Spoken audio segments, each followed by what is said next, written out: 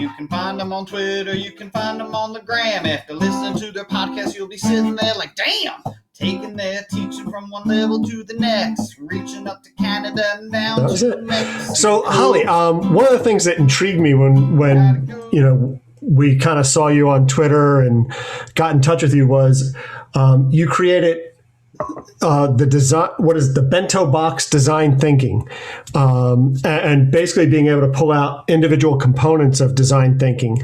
Can you talk to us a little bit about what it is, and even maybe where people can find it? I don't know if it's something we access online or.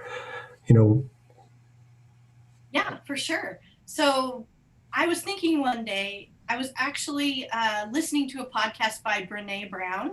Mm-hmm. And I was just absorbing what she was saying, and she was talking about a bento box, and I thought, that's really interesting when you think of it from the perspective of design thinking. And design thinking is pretty new to me. I started digging in about 5 years ago, and really was excited to introduce that to my students. And so when you first learn about design thinking, you tend to just jump in and do this big, gigantic project, and you exhaust yourself, basically. And your students are thinking, what is she doing with us?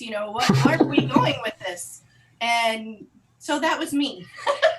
And I had a good friend, Kate Daniel. That was her too.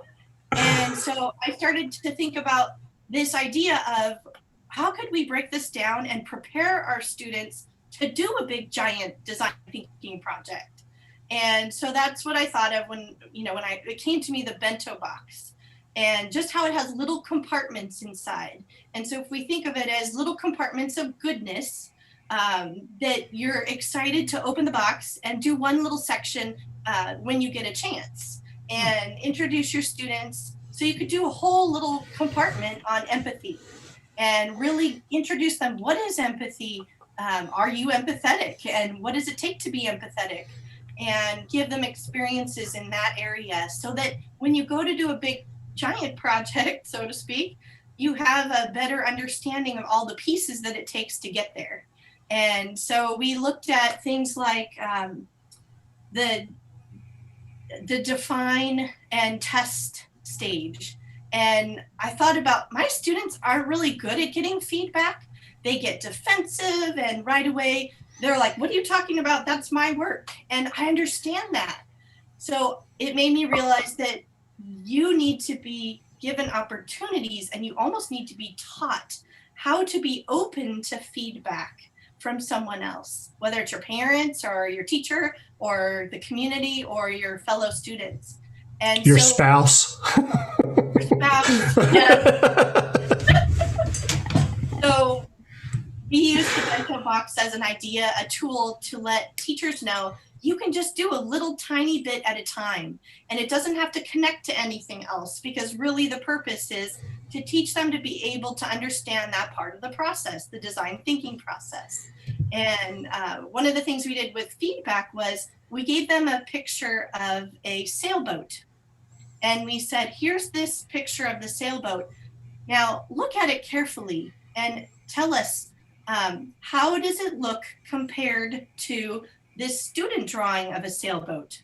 So there's a picture, a beautiful picture of a sailboat, they're in a regatta or something, and there's people on the boat enjoying their sailing day. And then we had a mock picture, like a student would have drawn. Of course, we did it, but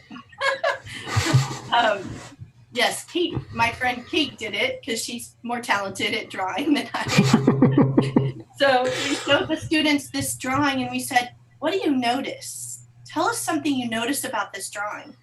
Tell us something that you really understand, or that you see how they did a good job coming away with the details and moving it onto their drawing. And we talked about the tag format for feedback. Have you heard of that before? Yep. Okay. So yeah. T, tell something you like or you notice. A stands for ask a question. And then G, give some feedback. Give a suggestion. And so we went through our class time having them look at this sailboat and make those tag comments.